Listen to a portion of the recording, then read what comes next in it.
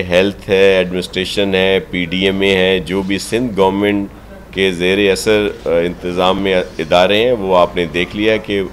उसी वक्त आपको हर जगह पे वो उनका मौजूद होना, उनकी सपोर्ट करना पेशेंट का, वो तो हम कर रहे हैं। मुराद अली शाह साहब ख़ुद भी उन्होंने विज़िट किया, रात भी हम लोग गए थे मुख्तलिफ़ हॉस्पिटल्स में, मुख्तलिफ़ स्पॉट्स पर जहाँ पे ये सिलसिला है। देखिए ये चीज़ें अगर कहीं होती हैं तो SOPs तो यही होती हैं, गवर्नमेंट फौरी तौर पर वहाँ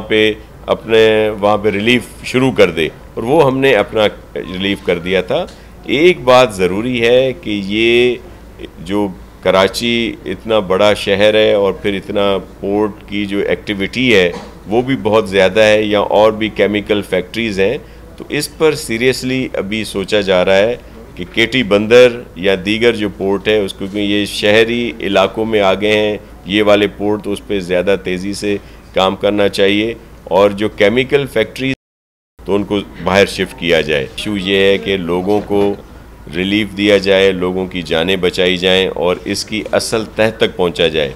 जो हमें भी कुछ रिपोर्ट्स मिली हैं, मैं कमिश्नर साहब से भी कहूँगा कि कुछ आपके साथ शेयर करें। सिर्फ इस वजह से उन्होंने हमें कहा है कि हमें कुछ मज़ीद घंटे दे दें, जिसके बाद एक हतमी होगी। अभी अगर हम कोई बात करें जिस तरह हमीद साहब आपने बताया, ये रिपोर्ट्स हमारे पास भी हैं, इससे मिलती जुलती और रिपोर्ट्स भी हैं, लेकिन ज़ाहिर है मैं चाह रहा हूँ कि वो बात आपसे शेयर करें जो हतमी हो और सही हो।